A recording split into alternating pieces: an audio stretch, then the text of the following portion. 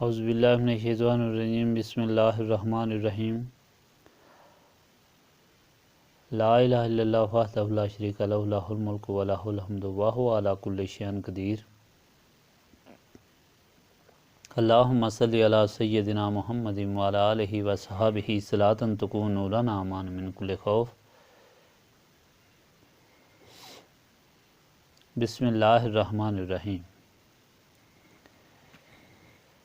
مرزائیوں کا شوق تبلیغ۔ پیر صاحب فرمایا، مرزائی مبلغ بڑے اچھے طریقے سے کام کرتے ہیں، اپنے رہنما کی غلط سلط باتوں کو پوری محنت سے آگے بڑھاتے ہیں۔ یہ نہ صرف ہندوستان اور پاکستان میں تبلیغ کرتے ہیں بلکہ دنیا کے مختلف ممالک میں بھی باقاعدہ تنظیم کے ماتحت کام کرتے ہیں۔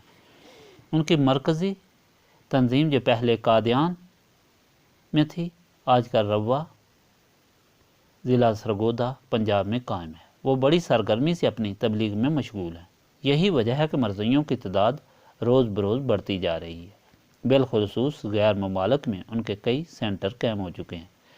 فرمایا، ایک دفعہ میرے پاس 12 مرزائی صاحبان حاضر ہوئے۔ انہوں نے اپنا تعارف کرایا تو معلوم ہوا کہ وہ سبھی گورنمنٹ کے مختلف محکموں میں اعلیٰ افسر ہیں اور وہ 6 ماہ کی چھٹی لے کر اپنے خرچ پر تبلیغ کے پروگرام پر نکلے ہیں۔ انہوں نے مجھ سے دعا کے لیے درخواست کی، کیونکہ انہوں نے علاقہ غیر میں تبلیغ کرنے کا ارادہ کیا تھا۔ اس لیے انہوں نے ہمارے شجرہ شریف کی ایک کاپی مانگی جو میں نے انہیں دے دی۔ موڑا شریف آئے ہوئے چند مولوی صاحبان سمجھنے لگے کہ مرزائی صاحبان تائب ہو گئے ہیں، اسی لیے انہوں نے شجرہ شریف کی کتابیں حاصل کی ہیں۔ ان کا یہ خیال صحیح نہ تھا، بلکہ مرزائی لوگ بڑی سمجھ والے تھے۔ انہوں نے یہ اس لیے حاصل کی تھی تاکہ اس علاقہ میں کوئی مشکل پڑنے کی صورت میں وہ اپنے آپ کو موڑا شریف سے وابستگی کا ثبوت پیش کر سکیں اور اس طرح اپنی جان بچا سکیں۔ فرمایا، مرزائیوں کا شوق تبلیغ دیکھیں کہ اپنے غلط مسلک کے لیے کتنی تگ و دو کرتے ہیں، اور ادھر ہمارے کئی مولوی صاحبان نے لوگوں کو باہمی تفرقوں میں الجھا دیا ہے اور نت نئے جھگڑے کھڑے کر دیتے ہیں۔ فرمایا، حقیقت یہ ہے کہ اگر قادیانی فتنہ پیدا نہ ہوتا تو ہمارے اکثر مولوی صاحبان تو غفلت میں ہی پڑے رہتے، کیونکہ وہ جماعت اپنی تبلیغ سے بڑے زور و شور سے سادہ لو مسلمانوں کو گمراہ کر رہی ہے۔ اس لیے ہمارے بعض مولوی صاحبان بھی ان کے مقابلے کے لیے دین کی خاطر کچھ محنت کرتے ہیں، مگر افسوس کی بات یہ ہے کہ یہ لوگ باہمی فرقہ بندیوں کے جھگڑوں میں الجھ گئے ہیں۔ جس سے بجائے مسلمانوں میں محبت اور آشتی پیدا کریں، انہیں مغارت کا درس دیتے ہیں اور دین سے دوری کا باعث بن جاتے ہیں۔ اللہ تعالیٰ انہیں صحیح سمجھ دے۔ مرزائیوں سے مناظرہ۔ فرمایا، ایک دفعہ مولوی محمد اشرف جو قادیانیوں کے مبلغین کا سیکرٹری جنرل اور اپنے کام میں بڑا چلاک اور بیدار مغز تھا، اپنے چند ہواری مولویوں کے ہمراہ میرے پاس آیا اور کہا کہ ہم امیر جماعت قادیان مرزا بشیر الدین محمود کی طرف سے مامور ہیں کہ آپ سے بحث کریں اور آپ کے فتوے کو اپنا مشعل راہ بنائیں کہ قادیانیوں کا طریقہ حقیقت میں صحیح ہے یا غلط ہے۔ ان کی یہ بات تحقیق و تلاش کی غرض سے نہ تھی، بلکہ مجادلانہ مکابرانہ رنگ میں پیش کر رہے تھے اور حق کی تلاش مقصود نہ تھی۔ چنانچہ ان سے 3 دن بعد بحث و مباحثے کا وقت ٹھہرا اور وہ چلے گئے۔ ان 3 دن کے مہلت میں نے کوشش کی، پیر صاحب فرمایا، میں نے کوشش کی کہ کوئی ایسا اعلیٰ درجے کا مباحث مولوی مل جائے جو ان سے بحث کر سکے۔ اس مقصد کے لیے ایک اشتہار بھی دیا گیا، جو مولوی صاحبان مناظرہ کے لیے تشریف لائیں گے آمد و رفت، خوراک رہائش کے علاوہ معقول یومیہ الاؤنس بھی دیا جائے گا۔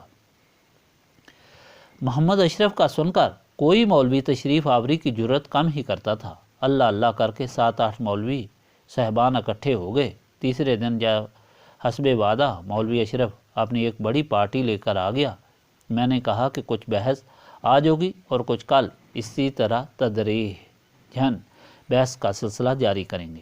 اس نے منظور کر لیا اور مناظر مولوی صاحبان آمنے سامنے بیٹھ گئے۔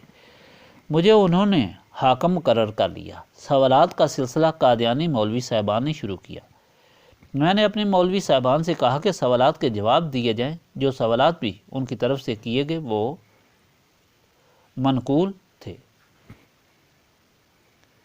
ان کے جوابات جو میرے مولوی صاحبان نے دیے وہ معقول تھے مگر صحیح نہ تھے، اس لیے میں نے فیصلہ دیا کہ سوالات تو ٹھیک ہیں مگر جوابات درست نہیں۔ اس بات پر مولوی صاحبان مجھ سے ناراض ہوئے۔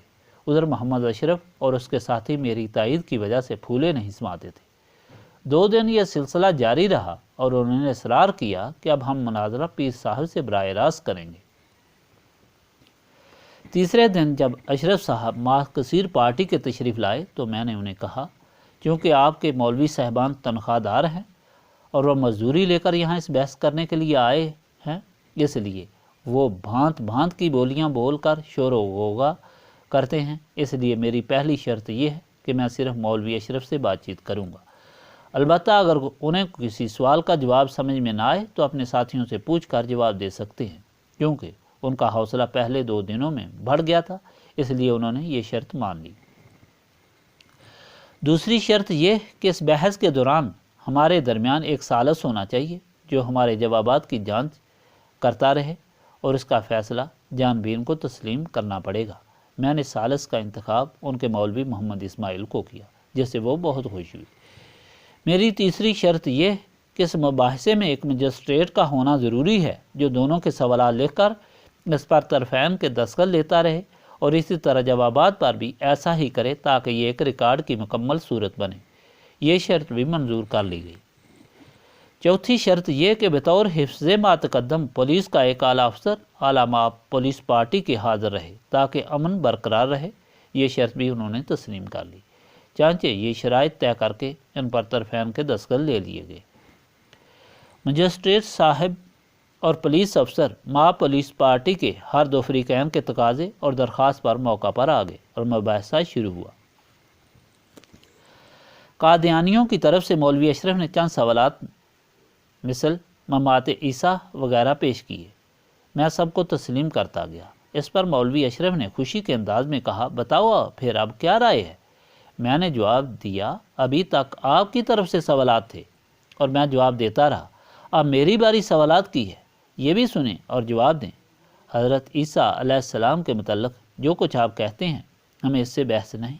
عیسیٰ خواہ 40 دفعہ وفات پائیں، ہمیں اسے کیا غرض؟ ہم تو ان کے دین پر بھی نہیں ہیں۔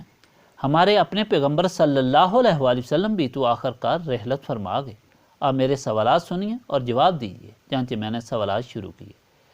اگر آپ یہ ثابت کر سکیں کہ حضرت عیسیٰ علیہ السلام نے بے وقت وفات یا اس سے قبل کوئی ایسی وصیت فرمائی ہو کہ میرے بعد میرے ولی عہد اور وارث مرزا غلام احمد قادیان ہوں گے تو پیش کریں۔ اگر آپ سچے ہیں تو کسی تفسیر سے یا کسی کتاب سے یا مرزا صاحب کی اپنی تحریر کردہ کتاب سے، چانچہ مولوی اشرف صاحب اس سوال کا جواب نہ دے سکے۔ مجسٹریٹ صاحب نے اس پر ہم دونوں کے دستخط لے لیے۔ سوال نمبر 2، کیا آپ کسی مستند کتاب کا حوالہ بتا سکتے ہیں جو مقتدمین میں سے کسی نے لکھی ہو کہ مرزا صاحب نبی ہوں گے، مثلا تفسیر وغیرہ؟ جب عاجز آیا تو میں نے کسی غیر مستند کتاب کا جو حوالہ مانگا، مثل رسالہ، اخبار یا کسی ہندو، یہودی یا عیسائی کی کسی کتاب سے ہی بتاؤ، میں ماننے کو تیار ہوں۔ چانچہ جواب نفی میں دیا گیا تو یہ سوال و جواب بھی درج کر لیے گئے اور میرے اور مولوی اشرف کے دستخط کرا لیے گئے۔ میں نے مولوی اشرف سے پوچھا کہ آپ مرزا غلام احمد صاحب کو نبی مانتے ہیں؟ جواباً اس نے کہا، بے شک۔ میں نے کہا کہ تم ان کے کردار اور جملہ حالات سے بھی واقف ہوگے؟ جواب ملا، بے شک۔ سوال پوچھا کہ تم کو نبیوں اور رسولوں اور ولیوں کے متعلق بھی پوری واقفیت ہوگی؟ جواب دیا، ٹھیک ہے۔ آپ چونکہ مبلغین کے ہیڈ سیکرٹری ہیں اس لیے سب سے زیادہ مرزا صاحب کے نبوت کے متعلق واقفیت کے مالک بھی ہوں گے؟ جواب دیا گیا، ہاں، مجھے کافی واقفیت ہے۔ میں نے کہا، بتاؤ کہ نبوت کا موضوع کیا ہے اور نبوت کیا چیز ہے؟ جواباً کہا کہ یہ پتہ نہیں، نہ ہی اسے اپنے ہمراہیوں سے امداد مل سکی، لہٰذا یہ سوال و جواب بھی نوٹ کر لیے گئے اور ہر 2 کے دستخط لے لیے گئے۔ 4، میں نے پوچھا ولایت کا موضوع کیا ہے اور ولایت کیا چیز ہے؟ ولایت کی ابتدا کیا ہے اور ولایت کی انتہا کیا ہے؟ اس سوال کا جواب دینے سے بھی اشرف اپنے معاونین کے قاصر رہا۔ چانچہ یہ سوال و جواب بھی نوٹ کر لیے گئے اور ہمارے دستخط لے لیے گئے۔ میں نے پوچھا بتاؤ ولایت اولیٰ ہے یا نبوت، اور کیا نبی بھی ولایت کے منازل طے کرتا ہے کہ نہیں؟ جواب نادارد، دستخط لے لیے گئے۔ میں نے پوچھا 6 مرزا غلام احمد کی نبوت کا موضوع کیا ہے؟ جواب نادارد، جواب نہیں دیا، دستخط لیے گئے۔ 7 میں نے پوچھا کیا غیر نبی کسی کو نبی قرار دے سکتا ہے؟ جواب نہ دیا، دستخط لیے گئے۔ ان 7 سوالوں کے جواب میں فرداً وہ یہی کہتے رہے کہ ہم اس کا جواب بعد میں دیں گے، چانچہ مناظرہ ختم ہو گیا اور تمام مرزائی مولوی خاموش چلے گئے اور آج تک وہ کسی سوال کا جواب نہیں دے سکے، اور اس موضوع پر انہوں نے کبھی بات بھی نہیں کی، بلکہ نہ تو مولوی اشرف سے پھر کبھی ملاقات ہوئی اور نہ ہی کوئی قادیانی مبلغ ملنے کے لیے آیا۔ آپ نے قارئین اور سامعین کی دلچسپی کے لیے رقم الحروف اختصار سے جوابات عرض کرتا ہے۔ موضوع نبوت کیا ہے؟ رسول اور نبی اللہ تعالیٰ اور مخلوق کا رابطہ اور وسیلہ ہوتا ہے۔ نمبر 2 موضوع ولایت کیا ہے؟ معرفت الہی اور ولایت کبریٰ کا حصول، ولی اللہ، مخلوق اور نبی اور اللہ کے درمیان رابطہ ہے۔ نمبر 3 مرزا صاحب کی نبوت کا موضوع کیا ہے؟ مرزا صاحب کی نبوت آیات قرآنی والذین یؤمنون بما انزل الیک وما انزل من قبلک، جو اس کتاب پر جو محمد صلی اللہ علیہ وآلہ وسلم تم پر نازل ہوئی اور جو کتابیں تم سے پہلے انبیاء پر نازل ہوئیں سب پر ایمان لاتے ہیں کے مطابق مرزا صاحب ان دونوں درجوں سے خارج ہیں، لہٰذا وہ صاحب ایمان بھی نہیں، وہ نبی کیسے ہو سکتے ہیں؟ 4 کیا ولایت کے حصول کے بغیر نبی ہو سکتا ہے یا نہیں؟ نبوت سے پہلے ولایت کبریٰ کا مقام ہر نبی کو حاصل ہو جاتا ہے، جو نیابت رسول کا مقام ہے، اس کے بغیر کوئی نبی نہیں ہو سکتا۔ 5 ولایت کا معیار کیا ہے؟ فنا فی اللہ ہو کر بقا باللہ ہونا، جو مطابق رسول صلی اللہ علیہ وآلہ وسلم کے بغیر ممکن نہیں۔ 6 کیا نبی کی ولایت افضل ہے یا نبوت؟